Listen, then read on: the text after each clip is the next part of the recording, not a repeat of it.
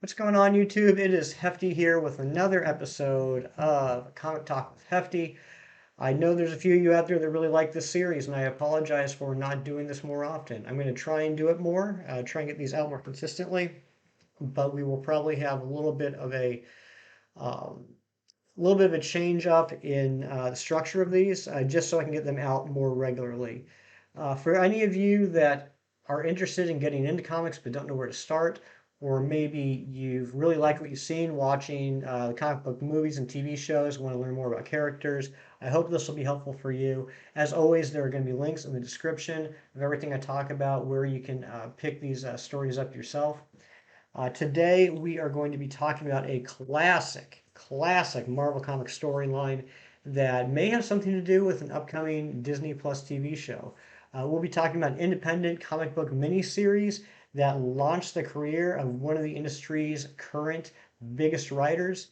And in a big surprise twist, those of you that have been around for a while, we will be talking about a classic storyline from the other comic book company, DC Comics. So stick around. I hope you enjoy this new episode of Comic Talk with Hefty. All right, starting off with our Marvel classic storyline, one of my favorites of all time, no cap, is the classic Daredevil Born Again. If that name sounds familiar to you, you might have been following the news that came out of San Diego Comic Con earlier this summer, where they announced they are going to be bringing back Daredevil to a Disney Plus TV show coming out in spring of 2024. That seems like a long time away, but I'm happy they at least announced it. We'll be getting Charlie Cox back. We'll be getting Vincent D'Onofrio back. Super excited about it. And that series is called Daredevil Born Again.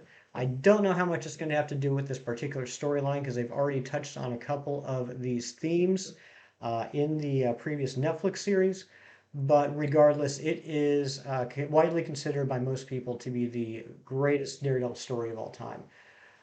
It ran in 1986 from Daredevil issues 227 to 233, and it was written by the fantastic Frank Miller.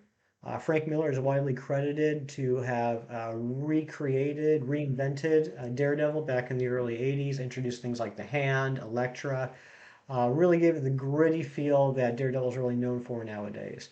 Uh, you might also know Frank Miller from some of his other projects. He was the writer on Sin City. He wrote 300. And he also did a couple of classic Batman stories that have been adapted or somewhat adapted for TV and films, including Dark Knight Returns and Batman Year One. Both Batman versus Superman and Batman Begins owe a lot to those two comics, respectfully, or respectively, I should say. But anyway, this comic book, it starts off with Wilson Fisk, the Kingpin, finding out that Matt Murdock is in fact Daredevil. That's not a spoiler. It's literally on page two. From there, Wilson Fisk decides that he's going to tear down the lives of both Daredevil and Matt Murdock, just completely destroy him, just absolutely break him. And Matt Murdock gets down to his lowest point he's ever been at, absolutely destroyed. Personally, physically, just his life is in shambles. And I don't consider this a spoiler because it's literally in the title Daredevil is Born Again.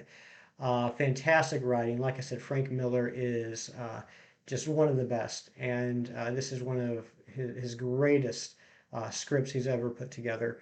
As I said, some of these themes have been tackled in the Netflix series, so I don't know how much of it will be in the Disney show. But regardless, if you like Daredevil, if you like the Netflix series, if you're one of the four people that like the Ben Affleck movie, I would suggest picking this up. It is, like I said, arguably the best Daredevil storyline ever. Uh, and a little dark, not gonna lie. A lot dark.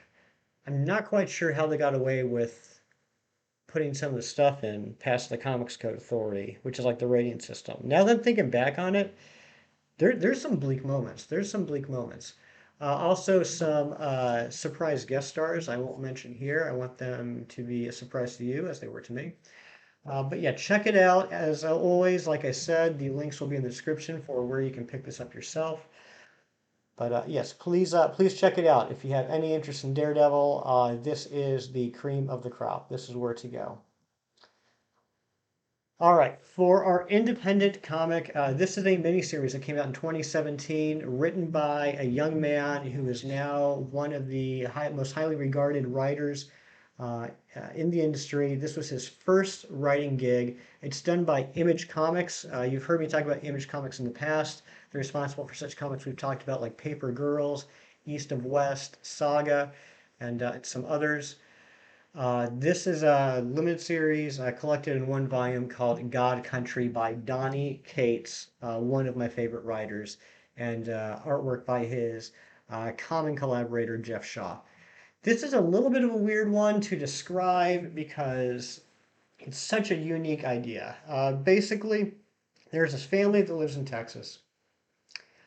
The grandfather is suffering from dementia. It's a family in turmoil. They're trying to figure out what to do about Grandpa. And one night, this strange storm, this tornado, hits the house, and what's left in the aftermath is a story of redemption, a story of family bonds, of this sometimes strained relationships between fathers and sons, and a magical sword and an invasion from a fantasy land. I don't know what else to say. It is such a treat to read. This is, like I said, a limited series. It has a beginning, middle, and end all in one book. You don't have to worry about checking anything else out. You can just pick this up, read it, and you're done with it. You don't have to worry about, you know, getting bogged down in stuff that happened before, stuff that happened after, like you do with some superhero comics. But definitely worth checking out. Got fantastic reviews across the board. Uh, I highly recommend it. As I said, I'm a little biased. He is one of my favorite writers, but this would be one of the reasons why. So if you're looking for something a little unique, fantasy related, and mature audiences, check it out. It might even leave you a little teary eyed at the end. And finally, in what will be a surprise to a lot of people, I'm going to be recommending a DC Comics storyline. This is a classic story, one of my favorites. I hate to be a normie, but it is a Batman comic. There have been adaptations of this. I believe there is a two-part movie on HBO Max right now about it. I'm talking about Batman: The Long Halloween, written by Jeff Loeb and artwork by Tim Sale. Loeb and Sale were really big in the late '90s, early 2000s for a lot of their collaborations. They tackled a lot of big names like Batman, Daredevil, Spider-Man, Superman, and wrote miniseries that were regarded as very, very good comics.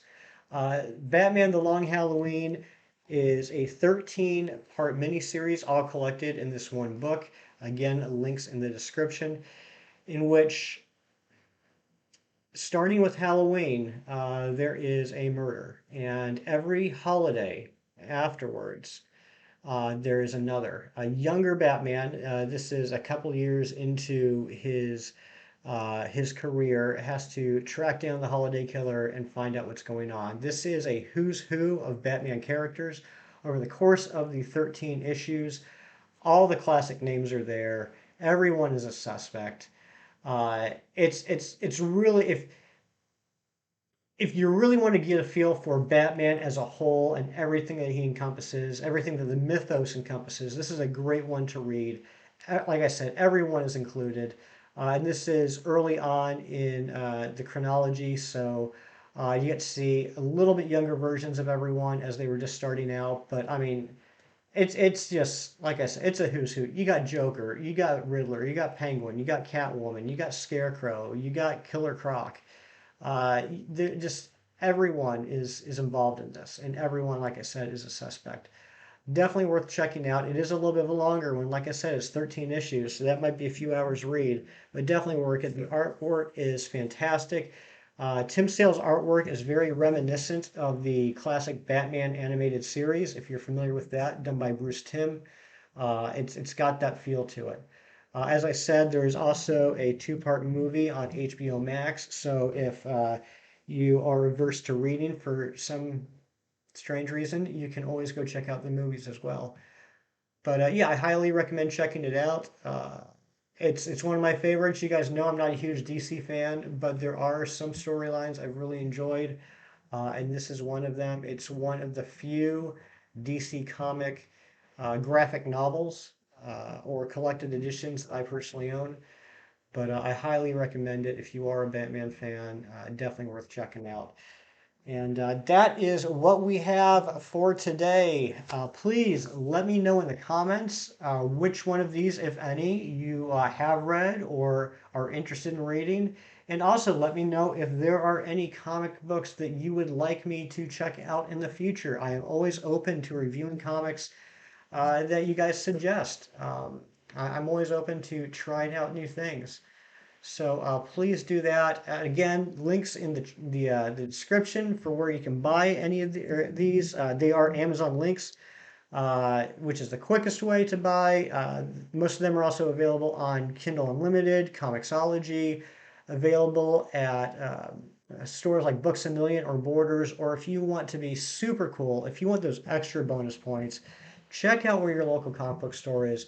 Walk in, ask them to show you where the graphic novels are, and support a local business. It just, I'll love you forever. I will love you forever if you do that. But thanks so much. Thanks again for checking out another Comic Talk with Hefty. Hope you guys have a great weekend, and I'll talk to you later.